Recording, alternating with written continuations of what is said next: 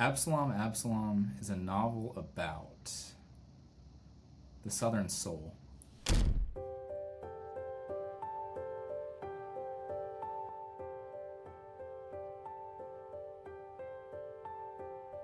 I am Samuel Postell. I'm the Assistant Director of the Lyceum Scholars Program at Clemson University, where I teach political theory and legal theory. And I'll be teaching a course on William Faulkner's Absalom, Absalom.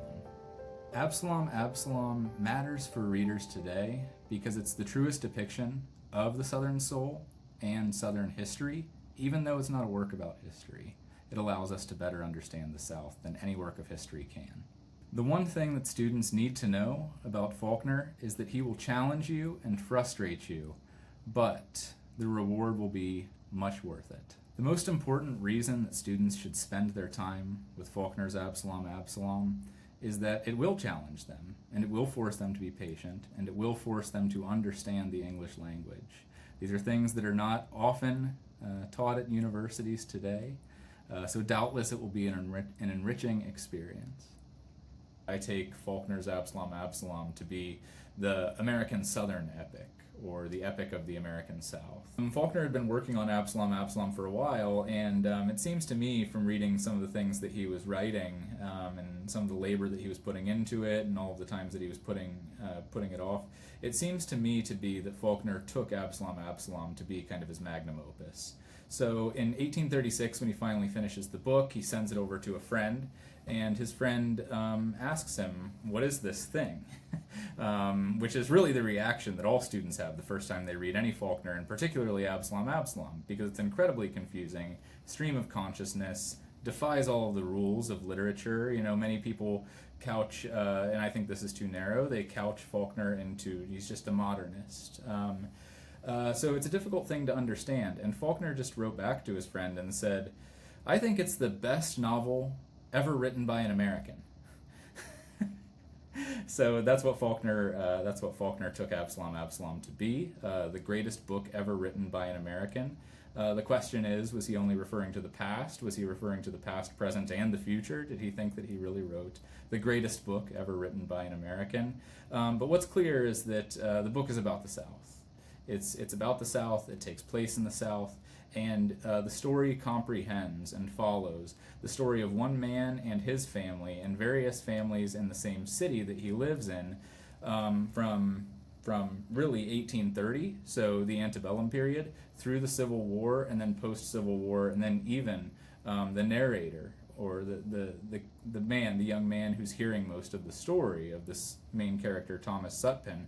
His name's Quentin. He's also featured in Faulkner's Sound and the Fury. Quentin is retelling a lot of the story even at Harvard in the 20th century. He's telling the story about Thomas Sutpen, the Southerner, to his Canadian roommate at Harvard. So it's very interesting. It's an expansive book. It's mainly about the South, what happened to the South, what the South is like, but really what it is it's a negotiation of the South and its soul among various different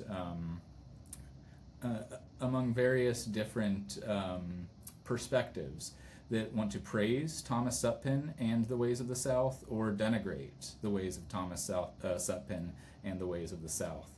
So really it's a battle about this heroic, this legendary figure of this fictional county that Faulkner makes up in Mississippi, named Thomas Sutpen. And it's not exactly clear whether Thomas Sutpen is a demon or whether he's a god. He's referred to as both throughout the novel. And the question is this man, is he a legend? Is he a hero? Is he a villain? Is he the American Adam? Is he a man who's trying to hubristically usurp the role of God, to become the god of his own life and the god of his own plantation? So there's a lot of things wrapped up in this novel, and it's totally expanding. It's expansive, which I think makes it something like the American epic, if not simply the great Southern epic.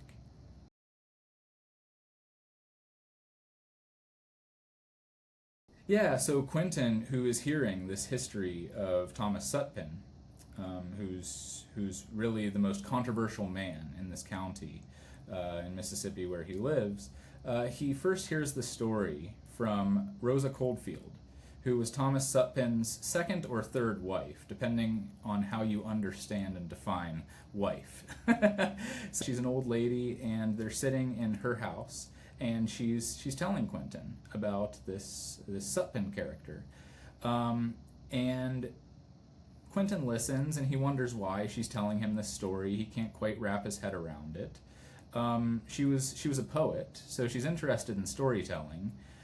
She had published poetry on figures of the American Civil War, so Quentin is very curious as to why she's telling him this story.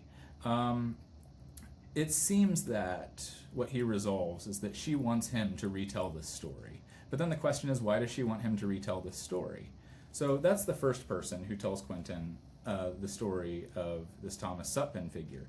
The second is Quentin's own father, Mr. Compson. And he tells Quentin this story after Quentin returns from Rosa Coldfield's house. But he's much more sympathetic towards Thomas Sutpen. And Quentin Compson's father is sympathetic towards Thomas Sutpen because Quentin Compson's grandfather fought alongside Thomas Sutpen in the Civil War. So Thomas Sutpen was Quentin's grandfather's commander in a regiment during the Civil War, fighting for the South. So Quentin Compson's father has a very sympathetic portrait presented to him from his own father. So this really goes into the sort of oral tradition of great literature, great poetry, great myths, and it shows how the South kind of creates its own history in the same way that Homer created the history of Greek legends and all of these things. But the question is, who's right, and who should Quentin believe?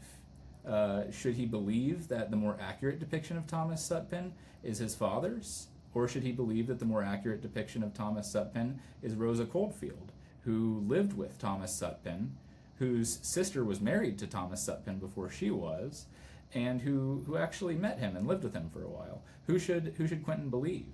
And then related to that question, of course, is how should Quentin then view the South?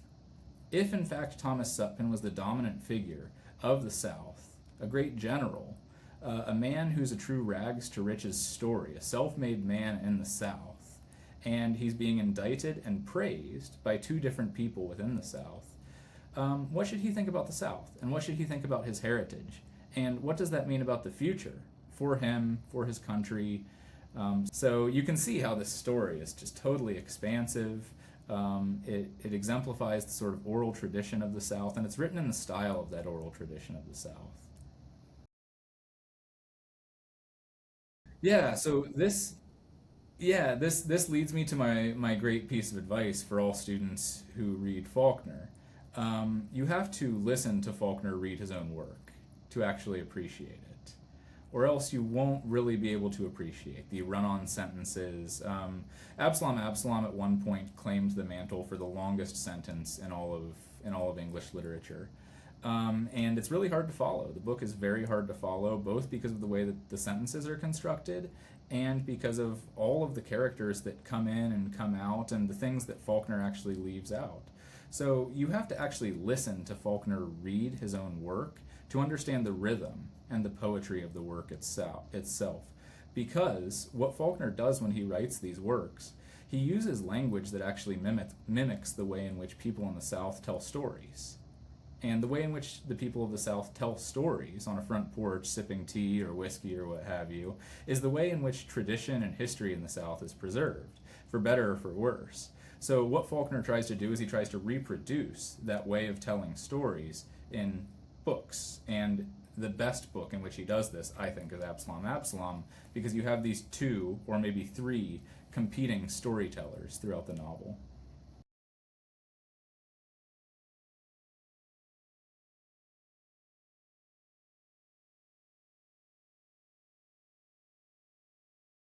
Yeah. So this is a really interesting question. The first thing and the simplest answer is history.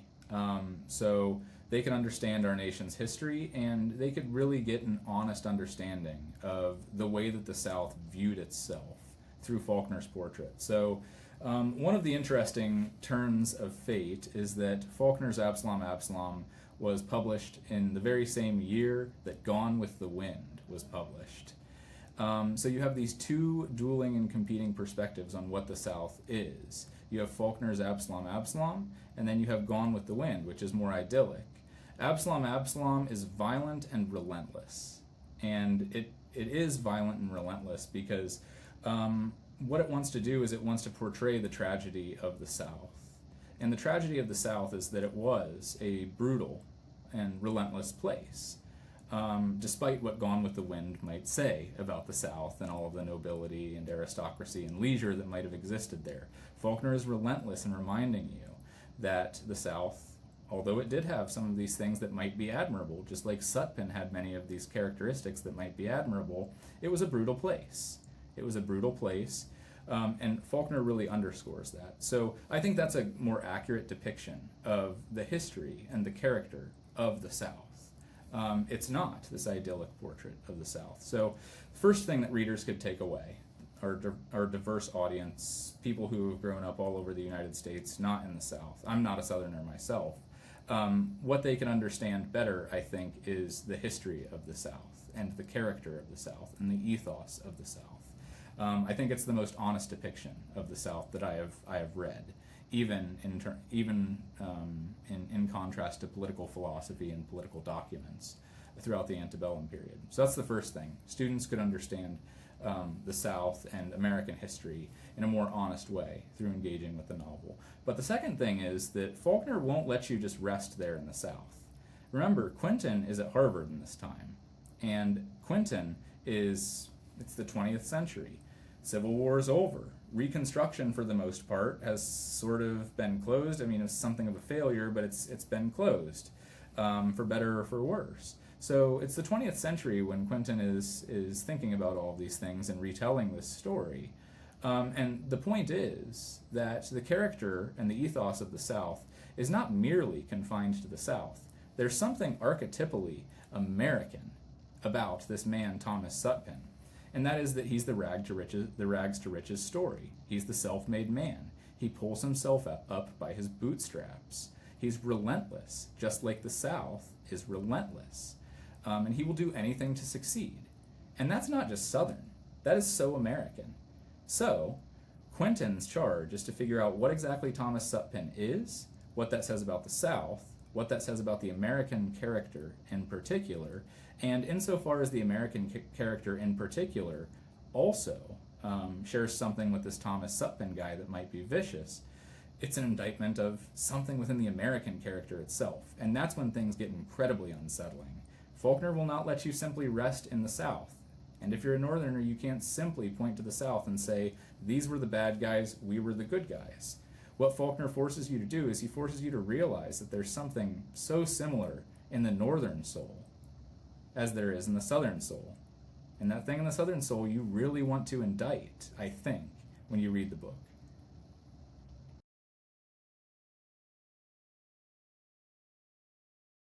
So this is, I'm not sure how much I want to give away, but it's not clear to me that Quentin ever really comes to a conclusion.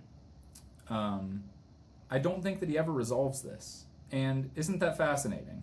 America hasn't really ever resolved this either, right? We're still having these conversations about the Civil War, about the things that led to the Civil War, and about that says about the soul of our country itself. So isn't that interesting? Quentin never comes to a conclusion, and it seems that we have never really come to a conclusion. So I don't think he ever properly adjudicates and navigates these rival portraits of Thomas Sutpen and the South and his hometown. The way in which he goes about this, though, is he has conversations. And he has a conversation with a friend, this Canadian fellow, his roommate at Harvard.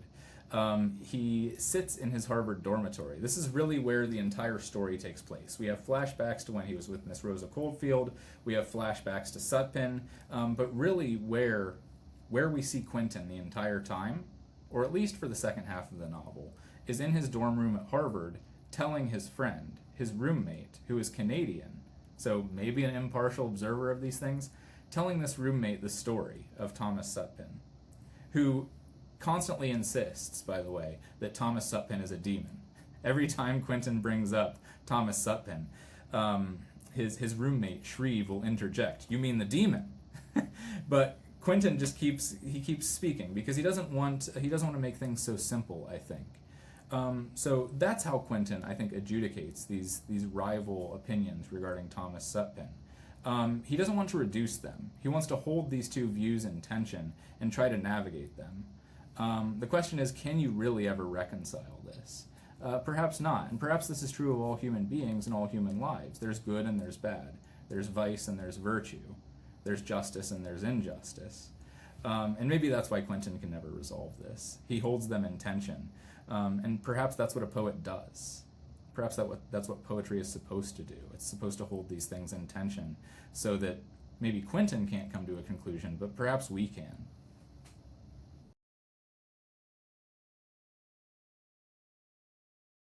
William Faulkner was once asked in an interview, I paraphrase, I'm going to botch the actual question, but he was asked by an interviewer, readers often say that they read your book 3 times and they can't understand anything. They can't understand what it means.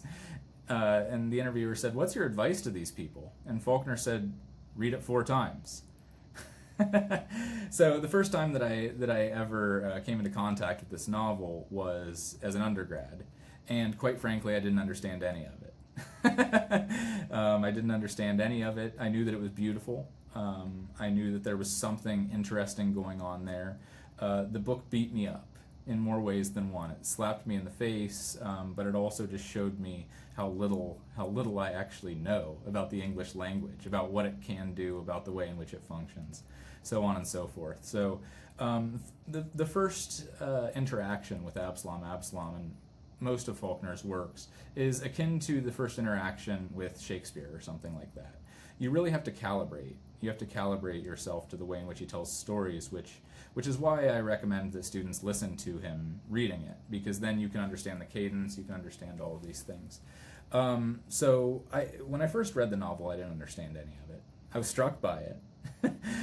It beat me up. I couldn't make heads or tails of it. And that was true probably through like the 4th or 5th readings. Maybe I fell short of Faulkner's advice. Maybe he should have said not 4 readings, but 5 or 6, maybe 7.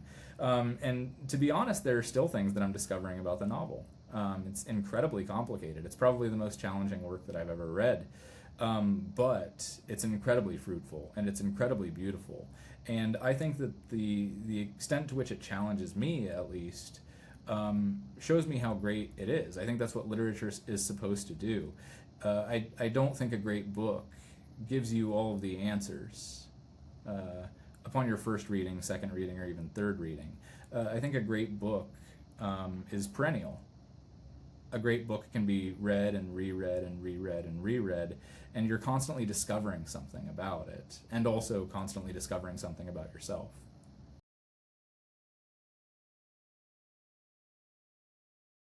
So, although I think that this book is the Southern epic, I am going to repeatedly ask one question throughout all of our seminars.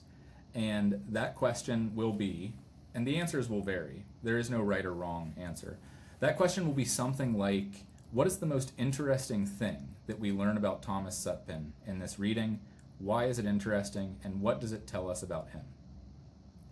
So I think that the best way to enter the novel is just looking at Thomas Sutpen and trying to think about the interesting things we're told about him from these different perspectives, these different storytellers throughout the novel, and try to figure out why that thing that we learn about him is interesting, that thing that strikes you upon your first read.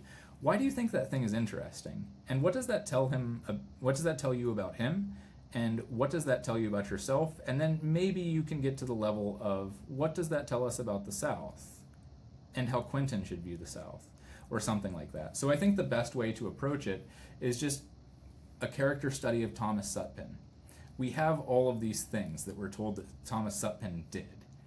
And a lot of really interesting things. Some of those things seem admirable. Some of those things seem incredibly vile. But the question is, what are we to make of this guy? So I think that that's the best way to approach it. Just treat it as a character study of Thomas Sutpen, and then once you can start to pin Sutpen down, then I think the universe expands, and you can make larger connections about the world in which you live, and the history of the American South as a result of first understanding Sutpen.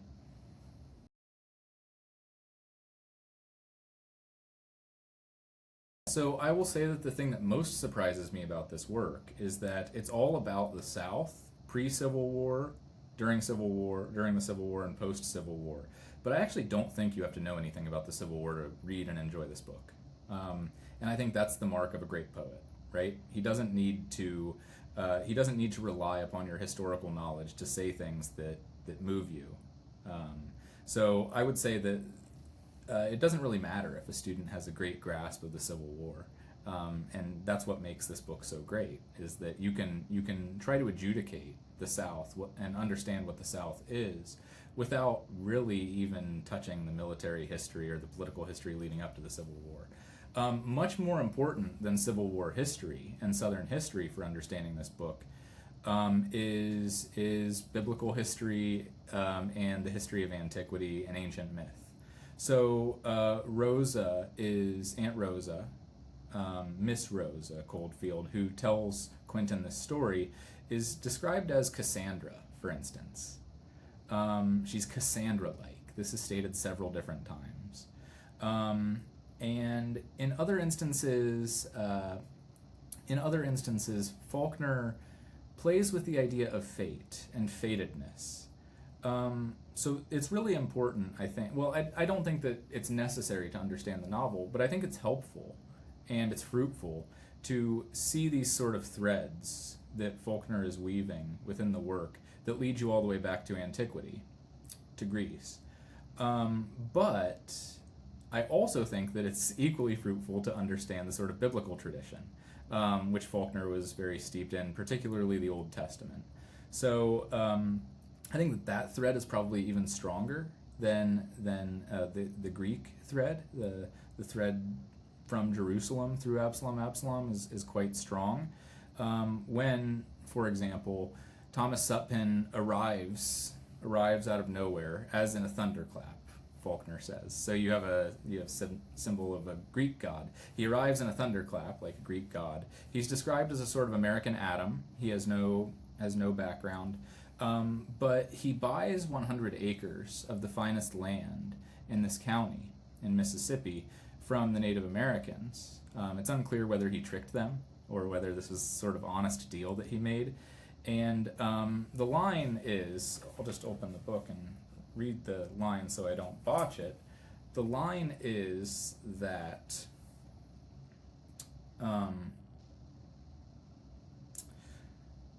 Sutpen creating the Sutpen's 100, the B Sutpen's 100 like the olden time be light.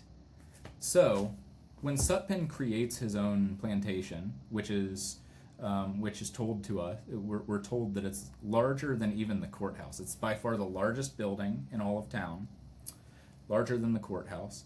This is paralleled with God's creation of the cosmos. That's no small thing, right? Sutpen arrives on his plantation, dupes or honestly trades the Native Americans. We're not told whether it's an honest trade or whether he tricks them. Buys this land, and then creates his plantation, and he's compared to a kind of god. He's compared to the god of Genesis. When he creates this thing, it's as if he said, "Be light," and then it became. So that thread is very strong too. Both the thread from Jerusalem and the thread from Greece or Athens. Those are both very strong in the novel.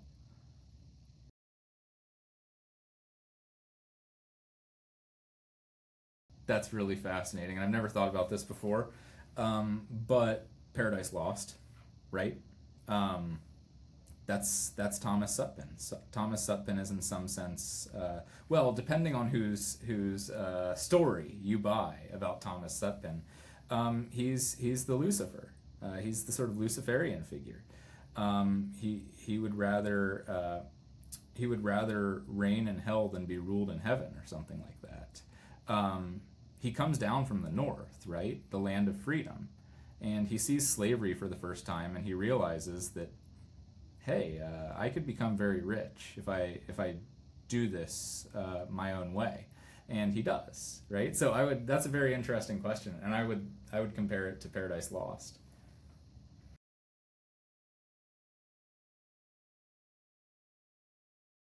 Let's see. I'll read. Can I read the opening of the text? Because it's just so beautiful.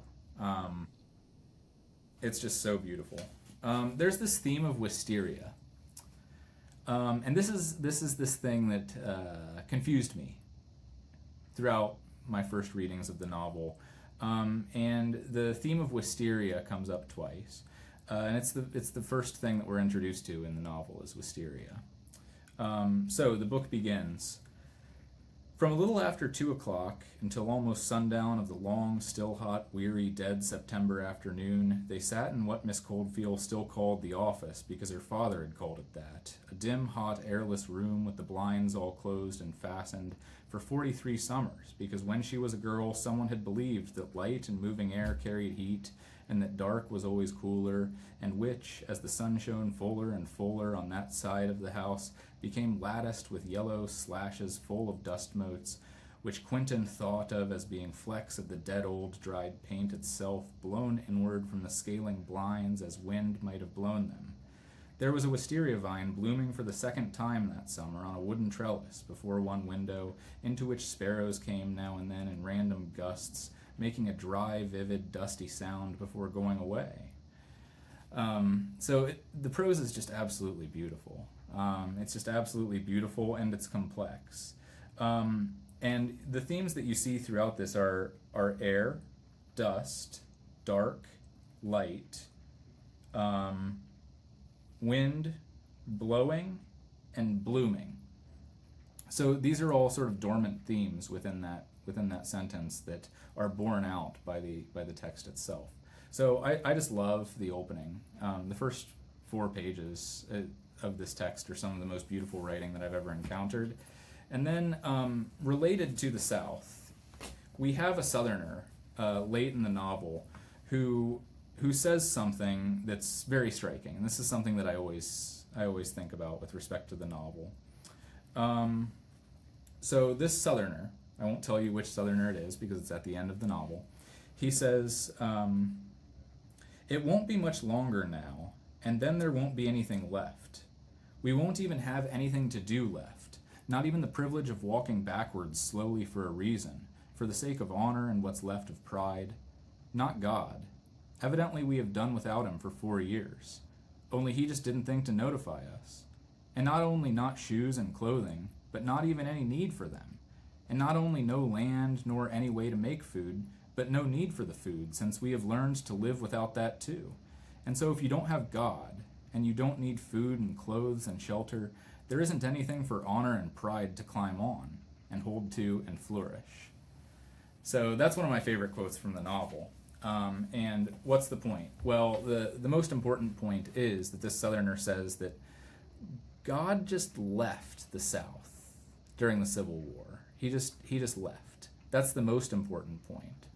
And he's of course telling this. He's saying this after they lost the Civil War, and he's essentially saying that we have no need for clothes, shoes, land, because now we have no pride any longer. We lost, and we lost because God didn't take our side. And what this does is it forces an entire renegotiation of the Southern way of life. And the question is, what is then to be done when you've been habituated to this way of living, and then that way of living proves contrary to God? What are you to do? Do you just turn to nihilism? Do you turn to resentment? What is one to do? So I think that's one of the most profound passages in the entire text, although there are plenty of passages that are incredibly profound.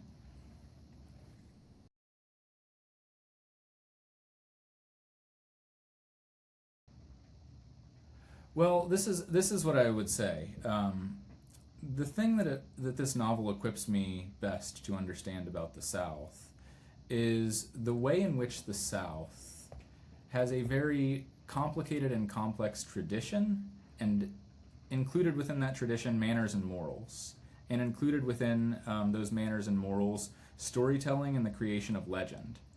And maybe I'm showing my hand a little bit with respect to the novel and with respect to the South.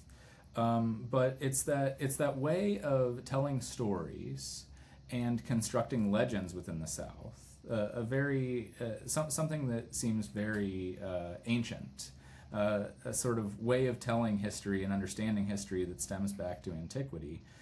It's that very thing, I think, that leads Southerners to, and I think this is Faulkner's view, misunderstand their history, right? Let's not forget that this book is a battle in some sense. It's a battle where we get two perspectives on Thomas Sutpen. And what Faulkner, I think, wants his reader to take away is there are two sides to every story. Maybe it's not the War of Northern Aggression. Maybe it's something deeper than that. Maybe we need to think about things from various perspectives, and maybe those various perspectives will give us a better self-understanding. Let us not forget that Quentin is in Harvard and in the North, and he has his own qualms with the North and with Harvard, but there's something very different about Quentin from these other Southerners that he speaks with. He's willing to actually think, and he's willing to hold these two contrary opinions and views in tension. And he doesn't want to come to a quick conclusion.